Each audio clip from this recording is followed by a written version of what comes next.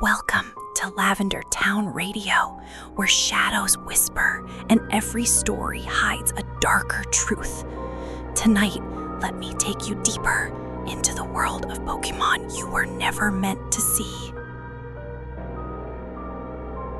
My name is Alola. I live in a small house at the foot of Wela Volcano, where the air is always thick with the smell of sulfur and forgotten prayers. I take care of my father, Alistair.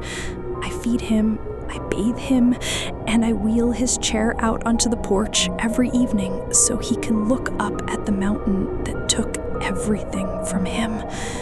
He can't speak, he can't move. He can only stare with eyes that once burned with genius, but are now just hollow pits of terror.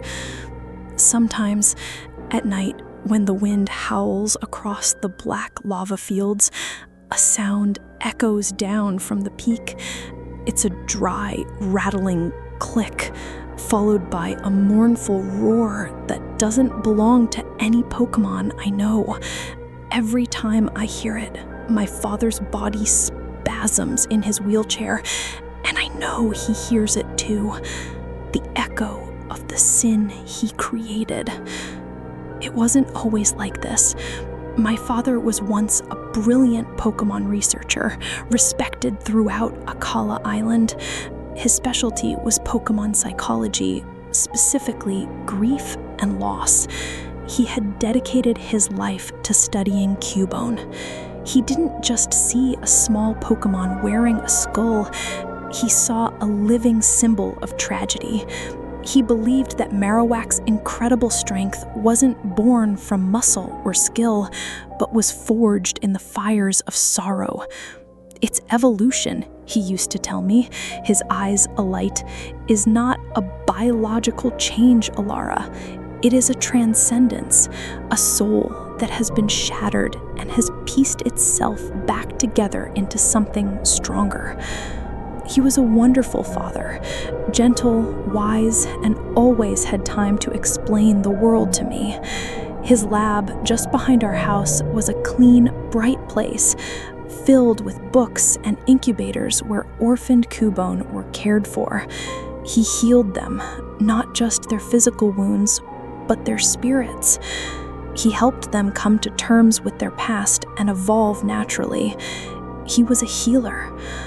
But then an idea began to sprout in his mind, an idea like a cancer that slowly ate away at the man I once knew.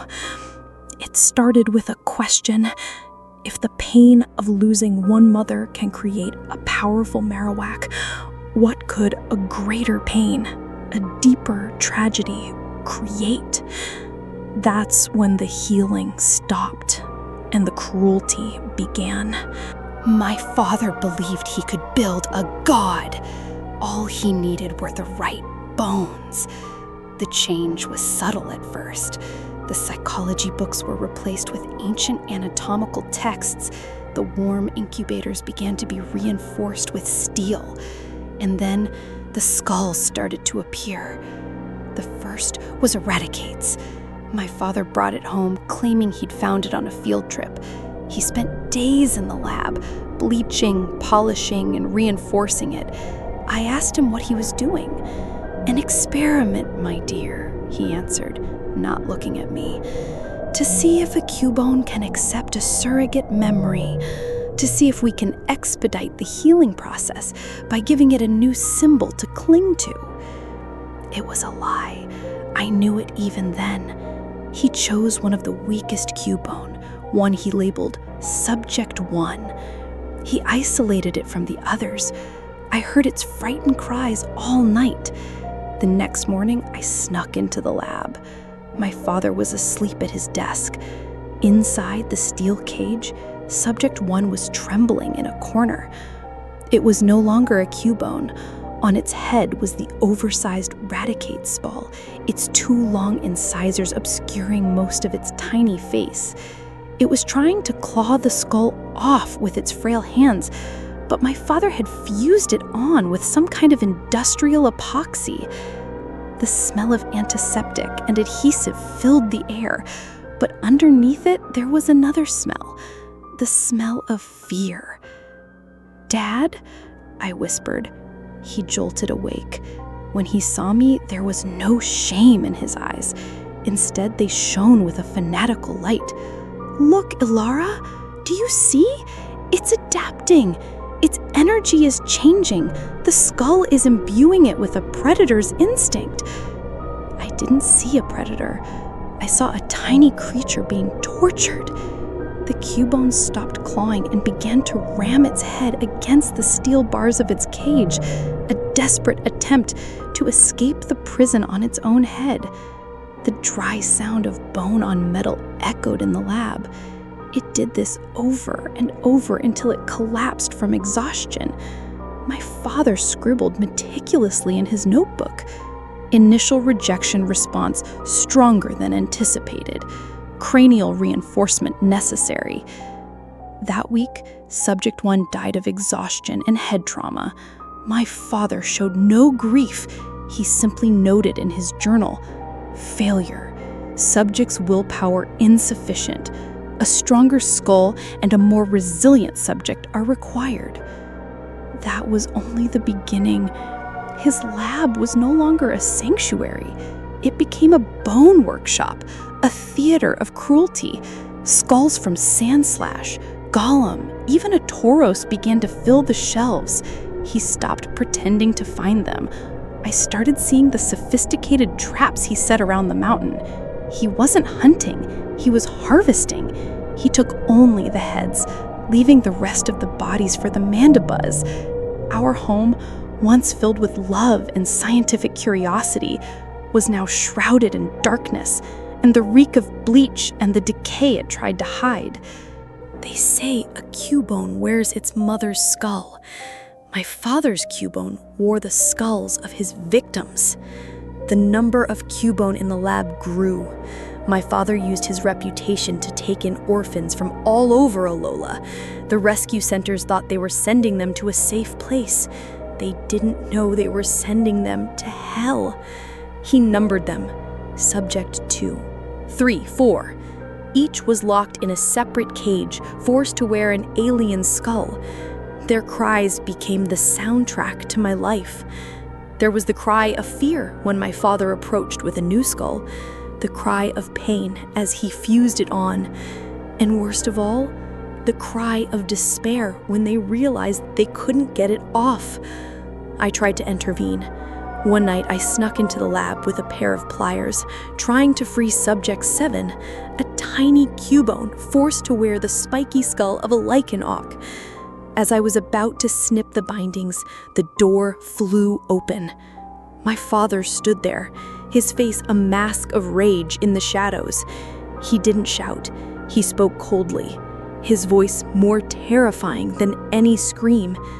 "You are interfering with my work, Elara." "This isn't work! It's torture!" I cried. "You're killing them!" "I am creating them," he roared, raising his voice to me for the first time. "Weakness has no place in evolution. Pain is a chisel and I am the sculptor. You are too soft to understand its beauty." He snatched the pliers from me and locked me in my room. From then on, the lab was sealed. I could only stand outside, listening to the symphony of screams, and feel a part of myself die each day. Among all the subjects, there was one he called Zero. It was the first Cubone whose mother had died directly in front of it, killed by a wild salamander. Its pain was real, profound, and primal. My father saw it as his diamond in the rough. He didn't fuse any skull onto it. Instead, he made it watch. He placed Zero's cage in the center of the lab, where it could see every experiment, hear every scream, and feel every ounce of the other Cubone's pain. He believed that by immersing it in the suffering of its kind, he could amplify its own grief to an unprecedented level. He was turning it into a vessel for tragedy. And it worked. in a horrifying way. Zero didn't cry out. It just sat there, silent, in the corner of its cage, clutching a small bone. Its eyes, seen through the sockets of its mother's skull, were no longer a child's. They were two cold pieces of oblivion, reflecting the cruelty it witnessed daily.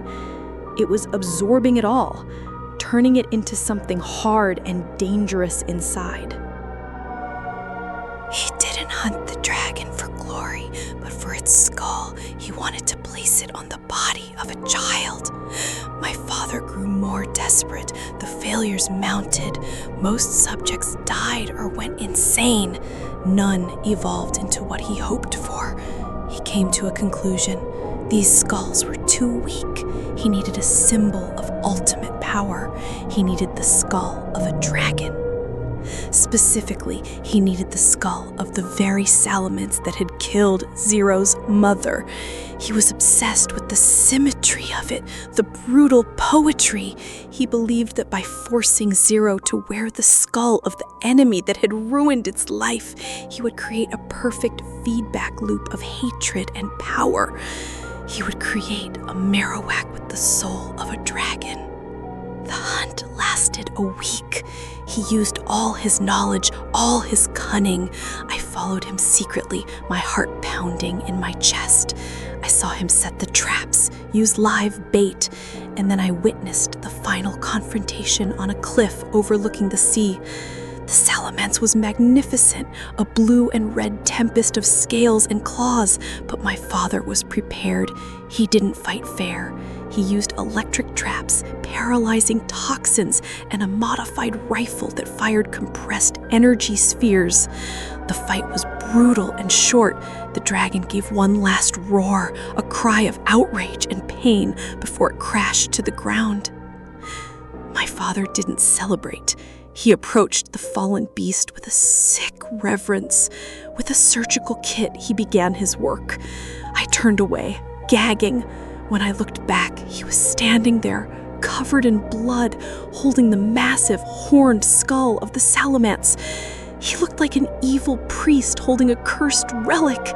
He left the headless body for the tide to take. He didn't sleep that night. He worked under the harsh fluorescent lights of the lab, the sounds of bone grinders and drills echoing through the house. He was preparing for his final ceremony. I knew I had to do something. This was my last chance.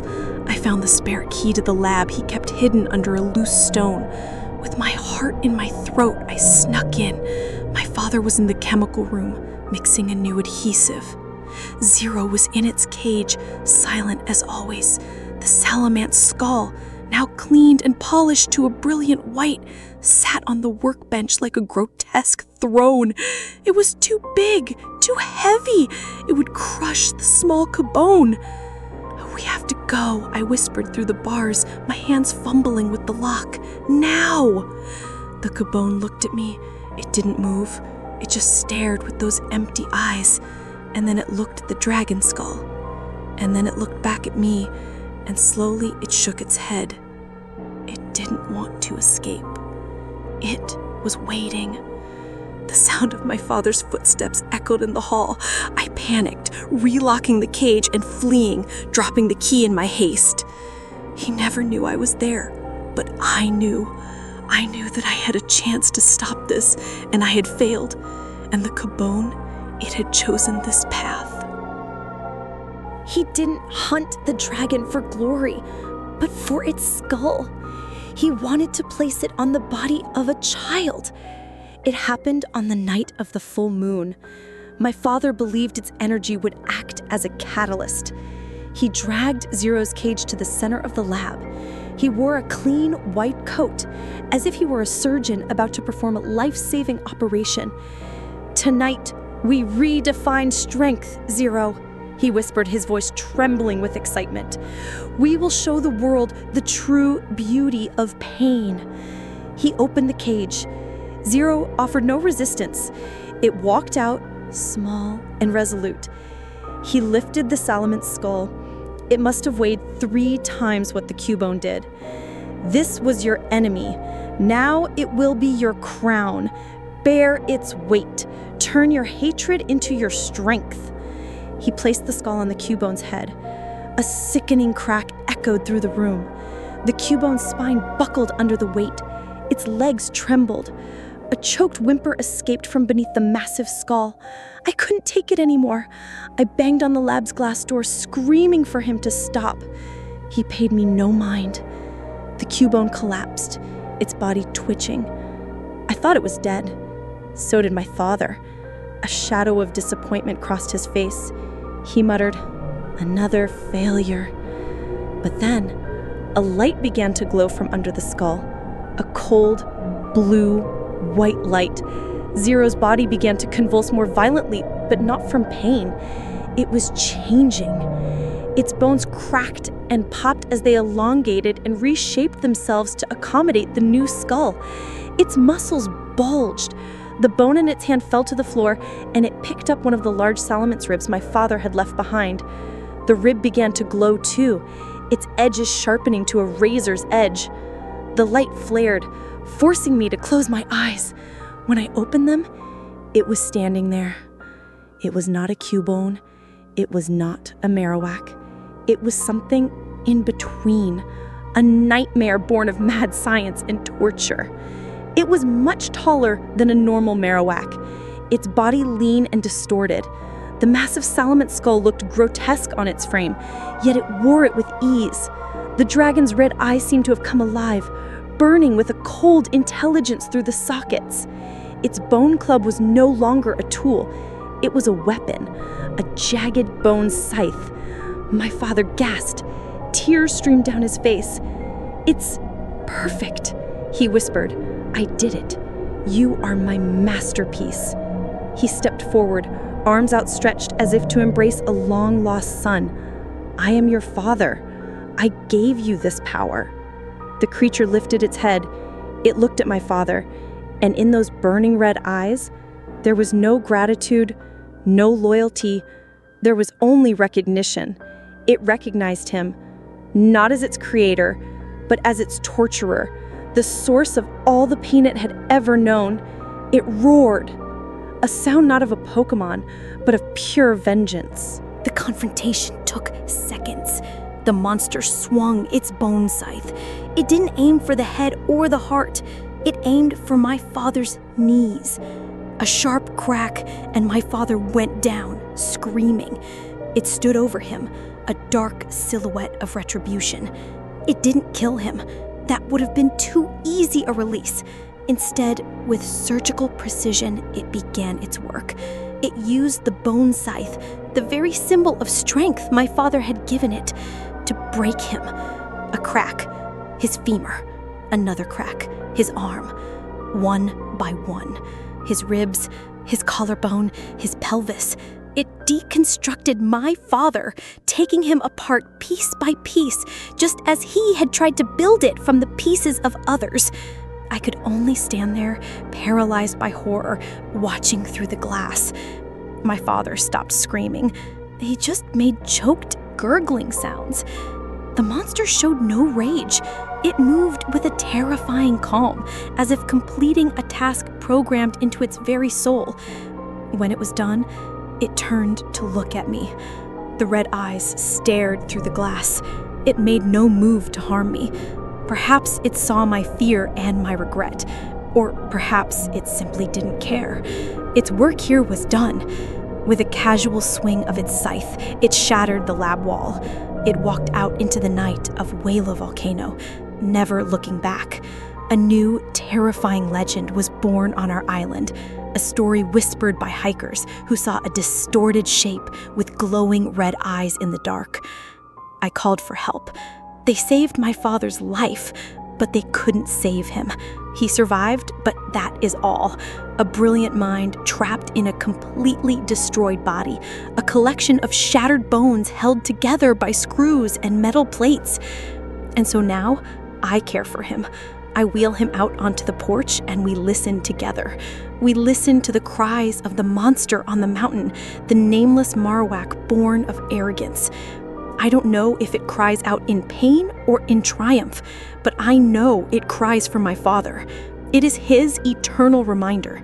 He spent his life studying bones, obsessed with them, and in the end, his reward was a body that is nothing but a broken cage of them, and a soul haunted by the echo of what he created. He paid the price with the very thing he worshipped, and that is a sentence from which not even death can free him. The signal fades, but the darkness lingers. This was Lavender Town Radio. Return, if you dare, because the next story may be your last.